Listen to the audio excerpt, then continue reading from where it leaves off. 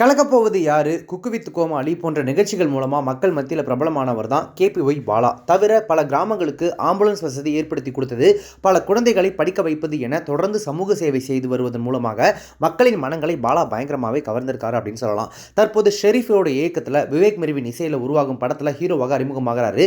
நேற்று அதாவது ஜூன் 30 இந்த படத்தின் டைட்டில் மற்றும் போஸ்டர் வெளியானது. பாலா கதாநாயகனாக நடிக்கும் இந்த படத்திற்கு காந்தி கண்ணாடி அப்படின்னு பெயரிடப்பட்டிருக்கு. தன்னுடைய பிறந்தநாள் ஸ்பெஷலாக தன்னுடைய முதல் திரைப்படமான காந்தி கண்ணாடி திரைப்படத்தினுடைய டைட்டில் கிளிம்ஸ் வெளியானதை தொடர்ந்து சமீபத்தில் ராணிப்பேட்டையில் செய்தியாளர்களை சந்தித்த பாலா சில விஷயங்கள் பேசியிருக்காரு. என்ன சொல்லியிருக்காரு அப்படின்னா, எல்லோருக்கும் பிடித்த படமாக காந்தி கண்ணாடி படம் இருக்கும். அந்த படத்தின் மூலம் கிடைக்கும் சம்பளத்தில் தான் இன்று 2 குடும்பங்களுக்கு வீடு கட்டி கொடுத்திருக்கிறேன். அது எனக்கு மிகவும் சந்தோஷமாக இருக்கிறது.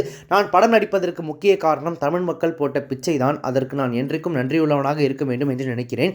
இந்த பட வாய்ப்பு மக்களால் தான் எனக்கு கிடைத்தது. மக்கள் இல்லை என்றால் நான் இங்கே இல்லை.